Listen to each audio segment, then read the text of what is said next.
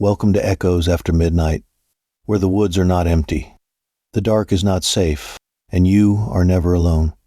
This is A Thorn in the Flesh, The Ogre Among Us, by Alexander Bainswool. The fire crackled low in the heart of a remote stretch of national park somewhere in the northern Rockies, the kind of place where the trees still remembered older things than men. Elias Thorne sat cross-legged on a fallen log, turning a fresh deer haunch slowly on a green stick spit. Fat dripped and hissed into the flames. Sam lay beside him, the big German shepherd's ears half cocked toward the dark, but his eyes were calm. At their feet lay the fresh corpse of a skinwalker, its stolen human face already starting to sag and peel away from the black sinew underneath. They had killed it earlier that afternoon when it tried to wear the shape of a lost hiker and lure Sam into the brush. Elias reached down and picked up the weapon resting across his knees. A silver-edged samurai sword they had taken from the lair of the faceless thing 3 days earlier. The blade caught the firelight and threw it back cold and clean. He turned it slowly, testing the balance. "It's been a busy week," he said to no one in particular, voice low and rough. Sam thumped his tail once in agreement. The sword felt good in his hands, heavier than the bone-handled carving knife but perfectly balanced for the kind of work Elias did. He liked the reach, the sheer size and capability of it. But he still was not sure what kind of beast or monster was truly deserving of something this beautiful and deadly. He slid it back into the plain leather sheath he had rigged to the duffel and set it aside. For now the knife would do. It always did. They finished the deer in silence, the night air cool and clean through the open van windows when they finally climbed in. Elias loved the breeze on his face. He always cracked the windows, telling himself it was for Sam or for ventilation or any other excuse that let the wind touch his skin. The black panel van rolled south again, cutting through the mid-United States toward the west coast, the road unwinding under the headlights like a black ribbon. They stopped at a lonely diner outside a nowhere town for gas and food. Elias pumped the tank while Sam waited in the passenger seat. The smell of diesel and hot asphalt brought the memory up without warning. His mother. Soft hands, quiet laugh, the way she would hum while making dinner no matter how many times his old man came home drunk and angry. She had been the only gentle thing in that house until the night she went missing. For years, Elias wondered. Maybe she finally left. Maybe something more ominous. After he left the military, he found the journal during one of his rare visits home. His father had beaten her to death over burned dinner and buried her somewhere in the woods behind the house. Then the old man had sat down and written every detail like it was just another hunting story. Elias carved him slow and careful the next night. No remorse. Only the same clean geometry he brought to every kill. He finished pumping, paid cash, and climbed back in. Sam nudged his hand. The dog always knew. The radio crackled as they pulled away.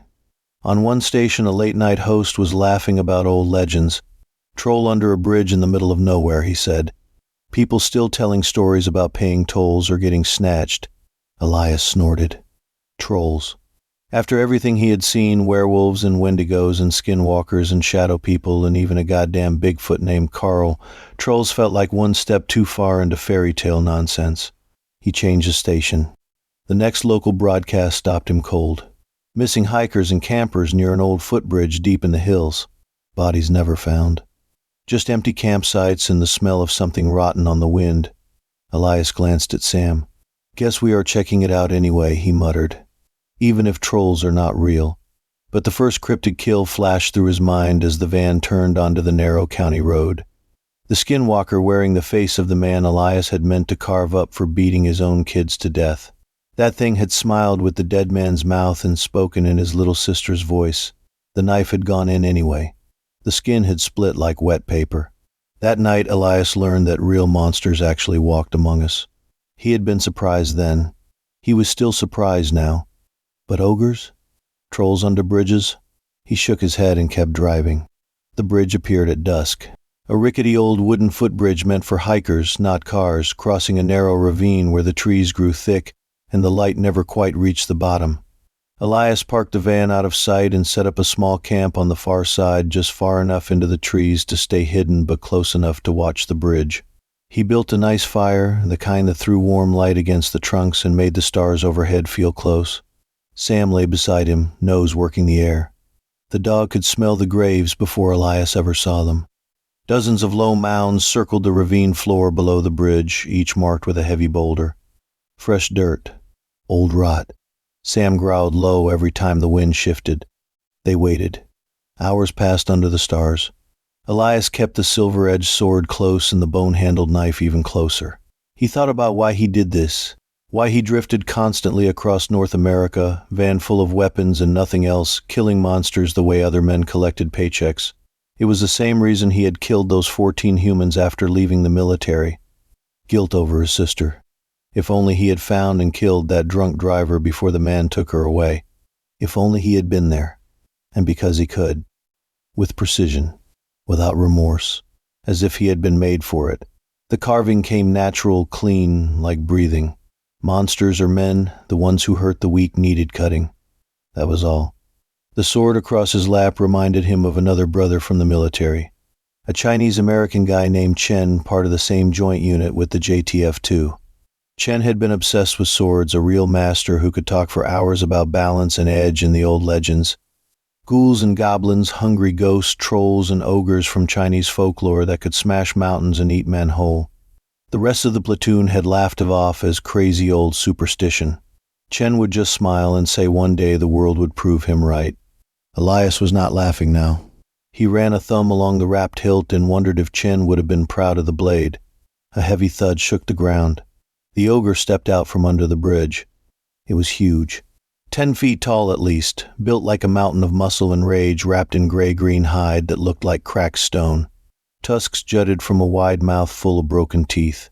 Small red eyes burned under a heavy brow. It carried the carcass of a fresh-killed deer over one massive shoulder, blood dripping in thick ropes. The thing sniffed the air, then spotted the fire and the man and the dog. It dropped the deer and roared. The sound rolled through the ravine like thunder. "You smell wrong," the ogre bellowed, voice like gravel and broken glass. "Too noisy. All you little things. Always walking, always talking. Stinking up my bridge. I hate the way you smell." It lumbered forward, fists the size of wrecking balls swinging. Sam barked once, sharp in warning. The ogre laughed, a wet, ugly sound. "Delicious dogs. I am going to eat your dog first. Crunch his bones while you watch. Then I will smash you into paste and bury you with the others under a nice big rock." Elias rose slow. The fire painted the ogre in shifting orange and black. He had faced werewolves and wendigos and shadow people, but this felt different. Primitive. Angry in a way that had nothing to do with hunger and everything to do with pure hatred of anything that moved on 2 legs and made noise. The fight was brutal. The ogre charged. Elias ducked the first swing and felt the wind of it pass over his head like a freight train. He came up inside the reach and drove the silver-edged sword straight into the creature's side.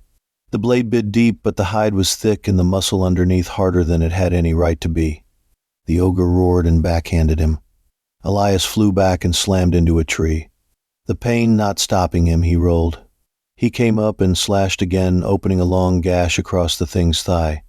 Black blood poured out, steaming in the cool night air. They traded blows under the stars. The ogre smashed boulders and trees, trying to crush him. Elias used every dirty trick he had ever learned, the sword singing through the air. He remembered Chen's voice in his head. "Cut where the armor is thin. Find the joint. Make it bleed."